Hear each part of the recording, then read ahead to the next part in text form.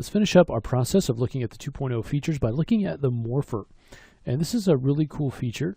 And so this is 08 begin in your project files, and this is just our little hunter guy, and you can see that we've just got a topology drawn on top of his reference.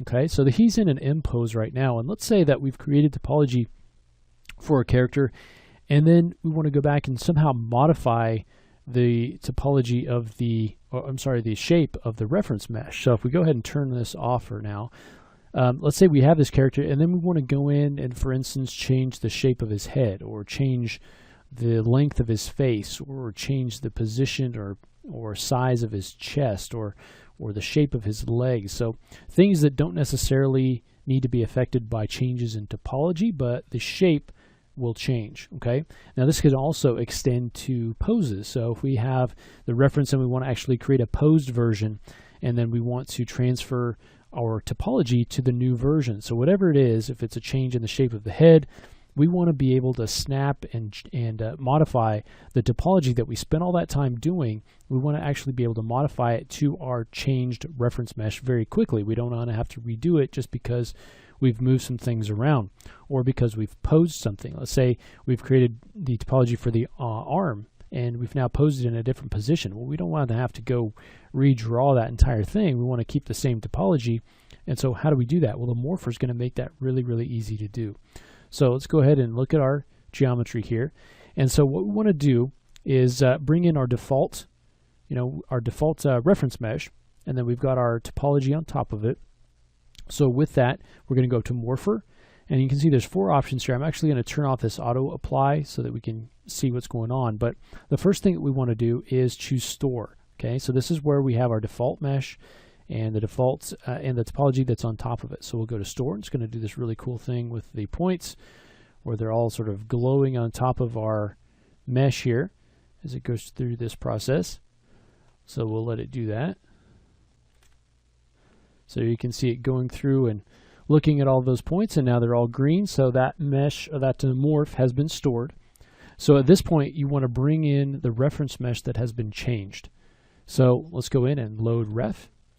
Okay, and the hunter full is the M pose, and then we want to do hunter A pose. So we'll go ahead and select that and open that up. It's going to bring in the new reference mesh. That's going to take just a minute. All right, so here is our reference mesh, and you can see it's quite a bit different.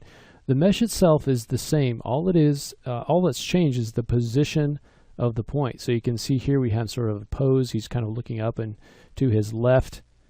Kind of his arms are moved and his legs.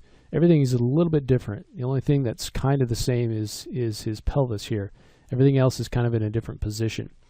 All right, so we really don't want to have to redraw all that topology. So what we can do now is go ahead under Morpher, and we want to apply morph.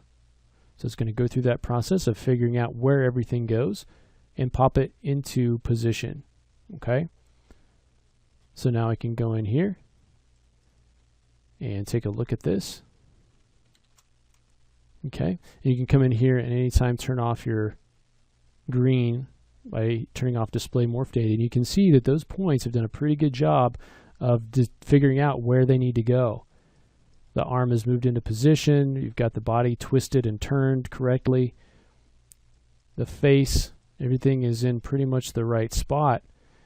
So it's actually done a really good job of figuring out where that goes. So this is great for something like this where you've got something posed. Also, if you're doing a lot of different variations of a facial expression, so you've got different kinds of expressions that you're sculpting into high-res meshes, then you can come in and actually go ahead and sculpt those, bring those variations in. Once you've got one bit of topology set for the base mesh, then you can do a morph and create those low-res variations for the different facial expressions.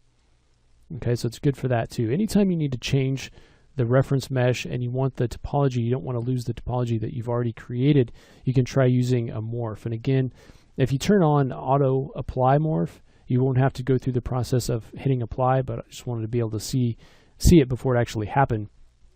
And so that's available here. So remember, once you create your topology on the base mesh, store the morph, and then when you then go ahead and replace your reference mesh with something that's posed or something that has an expression sculpted into it, something where the difference has been created.